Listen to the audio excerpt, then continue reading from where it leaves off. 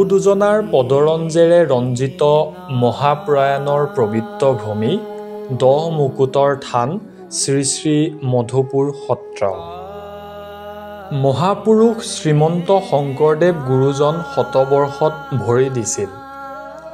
অদম্য উৎসাহত গুৰুজনে প্ৰায় 100 ভকতক লগত লৈ দ্বিতীয়বাৰ তীৰ্থভ্ৰমণ কৰিবলৈ অগ্ৰসৰ হৈছিল পুৰীৰ ফালে। গুৰু শংকৰদেৱে পুৰী তীৰ্থৰ জগন্নাথ মন্দিৰৰ পৰা উভতি অহাৰ পথত বৰ্তমান কোচবিহাৰ চহৰৰ পশ্চিম দিশৰ 7 মাইল আঁতৰত এক পাৰলি বৃক্ষৰ তলত বহি জিৰাইছিল আৰু ভক্তসকলক বৃন্দাবনৰ কিছু কৃষ্ণ কথা ব্যাখ্যা আগবঢ়াইছিল। এই সময়তে সেই পাৰলি বৃক্ষৰ পৰা অৰ্থাৎ মৌচাকৰ পৰা টুপ টুপকৈ মৌ পৰিছিল।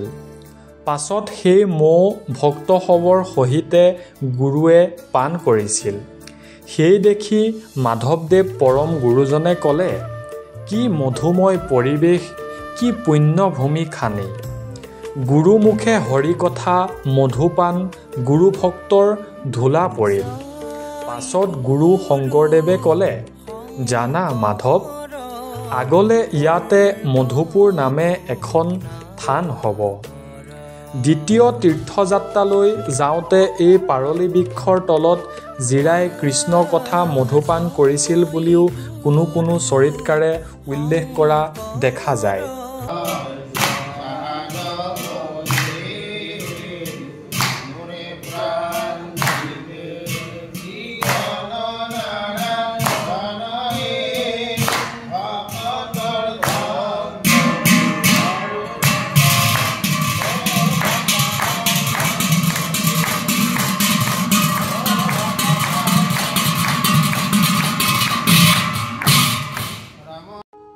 গুৰুজন শ্ৰী শ্ৰী মধুপুৰ সত্ৰত থকাৰ অৱস্থাত কিবা স্বৰূপত এবাৰ নৰনাৰায়ণৰ ৰাজসভালৈ যাব লগাত হৈছিল।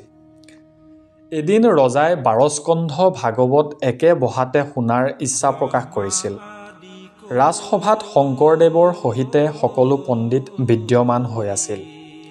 ৰজাৰ কথা শুনি পণ্ডিতসকলে হাঁহিলে আৰু ক'লে, মহাৰাজ, ই হাতী মাৰি ভুৰুকাত ভৰোৱাৰ কথাৰ দৰে।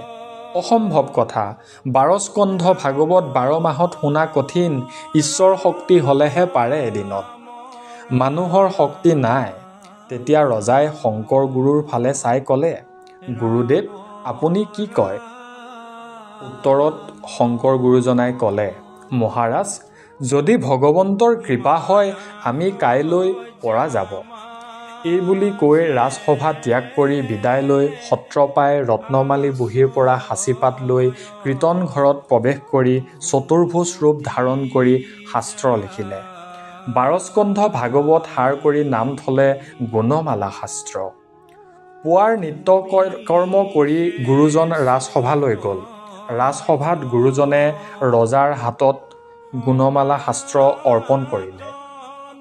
গুৰুৰ শৰীৰত ঈশ্বৰ পুৰুষৰ সকলো লক্ষণ দেখা পাই ৰাজসিংহাসনৰ পৰা নামি আহি ৰজাই গুৰুক দণ্ডৱতে প্ৰণাম কৰিলে।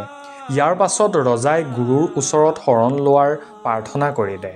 এইদৰে বহুবাৰ অনুৰোধ কৰাত গুৰুৱে ক'লে, বাৰু আজি উপবাসে থকা যাওক, কাইলৈ দেখা যাব। এই বুলি গুৰুজনে ৰজাৰ পৰা বিদায় লৈ বাহালৈ গৈ ভক্তসকলক মাতি আনি ক'লে, মোৰ দেহা ভাল নহয়, পৃথিৱীত আৰু নেথাকোঁ।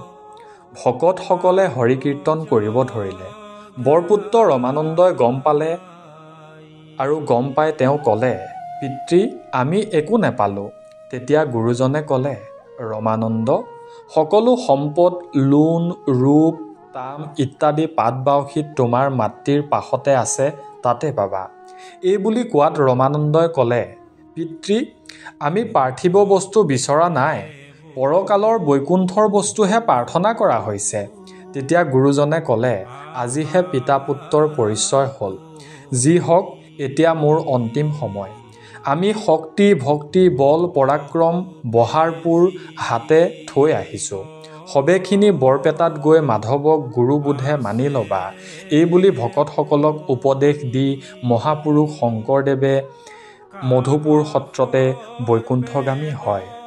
মধুপুৰে সত্ৰ পাতি তথাতে থাকিয়া বৈকুণ্ঠ গৈল নৰ দেহক এৰিয়া। ৰজাৰ শৰণ লোৱা নহ'ল।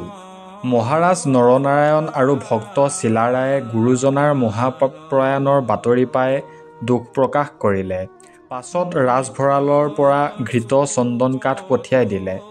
তুৰসা নদীৰ কাকতকোটাৰ ঘাটত ভক্তসকলে গুৰুজনাৰ পবিত্ৰ দেহৰ অন্তিম সংস্কাৰ কৰিলে।